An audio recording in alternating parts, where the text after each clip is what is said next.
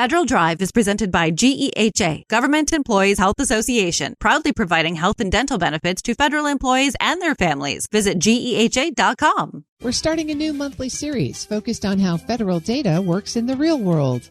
Episode 1 looks at the Federal Data Field Guide, aimed at helping users sort through different data sets and put them to work. Joining me now for the Data Dish are Denice Ross and Chris Marcum.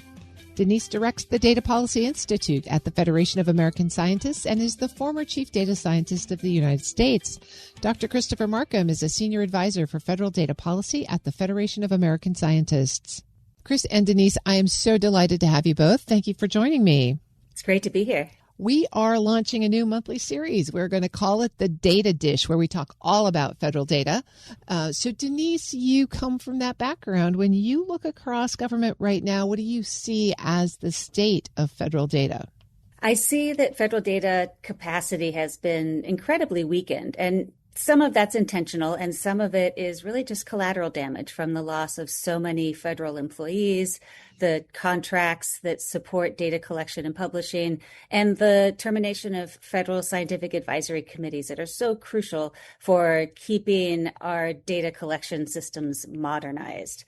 There also is additional red tape, so things that used to be sort of routine for data stewards inside of federal government to do now require more clearance from political leadership.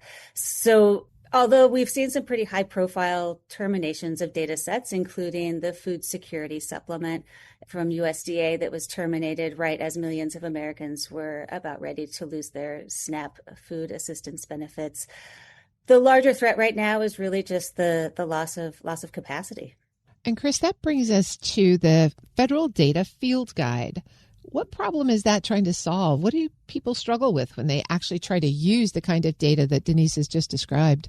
Yeah, thanks for that question. So the Federal Data Field Guide, which Denice and I published in May of this year, it solves this sort of problem of how people, any wide set of stakeholders could learn about federal data. And often federal data are taken for granted. They're integrated into lots of all of the sort of our daily lives, like the weather data, for example, or the navigation data on your phone, your mapping apps use federal data.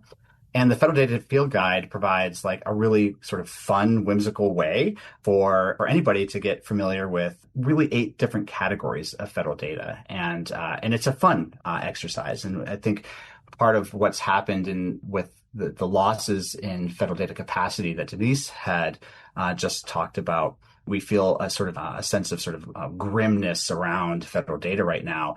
And the Federal Data Field Guide fills a little bit of a gap. It adds a little bit of whimsy to the conversation. You mentioned 8 categories of data. Can you just hit those really quickly? Yeah. So we've organized federal data really, I think, for the first time in a publication into an ontology. And the categories include statistical data, and that's data that measure population level characteristics. There's administrative data, geospatial data, scientific, accountability, evaluation, navigation data, and that's really data that helps citizens access government services, and then reference data. And so it's for those of us who love our libraries, but it provides information on standardized systems across the government. Most people probably have no idea that there are that many different kinds of data. Yeah, that's right. And what's really cool about the Federal Data Field Guide is that we recognize that not all data is going to fit into one of those categories. And in fact, many blend across the categories. And each of them, the categories has a little animal mascot that Denice and our assistant, Google Gemini, helped us create. And the overall mascot for the Federal Data Field Guide is the platypus, because it is an animal of many different other parts. Love that. Denice Ross is the director of the Data Policy Institute at the Federation of American Scientists and the former Chief Data Scientist of the United States. Dr. Chris Marcum is Senior Advisor for Federal Data Policy at the Federation of American Scientists. Denice, let me come back to you. Walk us through an example of how someone might use the Federal Data Field Guide. I use these categories when I'm thinking about an issue that that I'm working on. For example, June is Alzheimer's Awareness Month. And so if you think about like where do federal data sets support our understanding of Alzheimer's and help support Americans who are grappling with this disease? And when you do that, you go beyond the usual suspects. And that's what, I'd love to pass it over to Chris to talk about the most obvious data that we talk about when we think about Alzheimer's, and that would be data that look at Alzheimer's prevalence. Yeah. So as Denice said, what's really nice about the Federal Data Field Guide is that we can think about data sets that are sort of timely and relevant, like in the context of brain health and Alzheimer's Awareness Month. We might think of something like the CDC's, of course, the National Vital Statistics System tells us like how many people die from Alzheimer's disease every year. And that's really the sort of blended data, one of these platypus data, because it's statistical data. We have a statistical release. There's also administrative data because it's pulled in from information we get from states on death data. There's also like this really important CDC data set on prevalence called the National Health Interview Survey. And in that, we learn that about 4% of the population over 65 has been diagnosed with dementia. And what's very sort of consistent with that is that another data set that's like really, I think it's just really cool. It's part of the Veteran Administration's Million Veterans Program.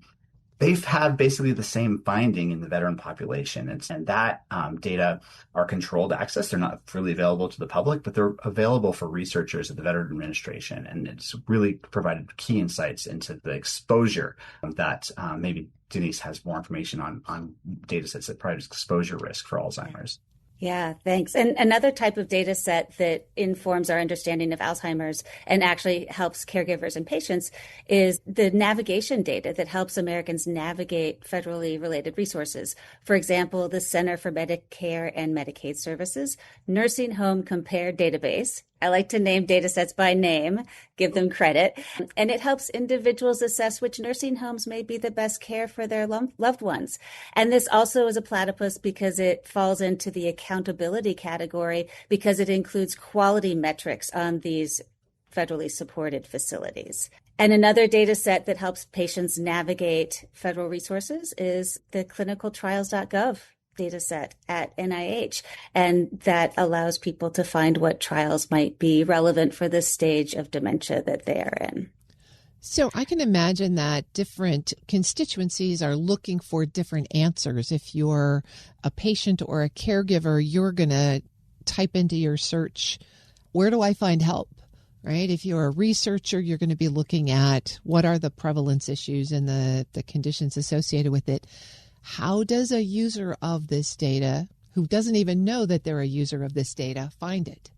I'm glad that you mentioned that, because in order for these data to serve their purpose, sometimes you don't even need to find it, really. So, for example, an important reference data set is from the Social Security Administration. They have a data set on medical conditions that qualify for what they call compassionate allowances, and that enables someone to fast track their disability benefits. So if you're a 45-year-old and you just got diagnosed with early onset Alzheimer's and you apply for disability benefits with the Social Security Administration, you don't need to know that this reference data set exists.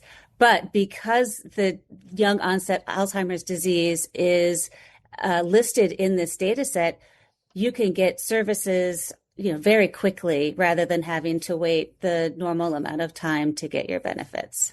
So, Chris, what happens in practice when someone tries to combine or use these different data sets from the field guide? Do they create their own platypus, or they have some other animal that's out there? No, that's great, because in information policy and data policy in particular, we talk about something called fitness for purpose. And fitness for purpose is a really, really important concept because it describes when the data were originally approved for collection. What purpose did they fill? What role is this going to play in Americans' lives, and what services is the government agency that's collecting the data going to benefit from the data? Now, fitness for purpose makes a lot of sense on the original collection, but data have a life of their own. And sometimes, actually, I think often, we find that we can't anticipate what downstream uses public data are going to have. And yeah, in some cases, it means that you might combine different data sets. You can imagine, and sometimes agencies do this themselves. So there's a really impactful tool from the EPA called their Smart Community Database. And what they are able to do is link different data sets like the American Community Survey from the census to their own environmental data at the EPA and give information about, it's called Smart Location Database. It's part of their Smart Community program. And they're able to provide information on all kinds of environmentally informed location information about like how people are located close to transit, for example, if they need to get a job. And so, Denice, we've talked about Alzheimer's data here today, and it's really important, but it's really just a teaser for this series. As we go along, we're going to come back to different pieces of the data ecosystem. Where are you going to plan to take us next? Well, last October for Halloween, we had a piece on dearly departed data sets. And although it's not Halloween, we are going to be releasing a comprehensive update of data losses. So look forward to that.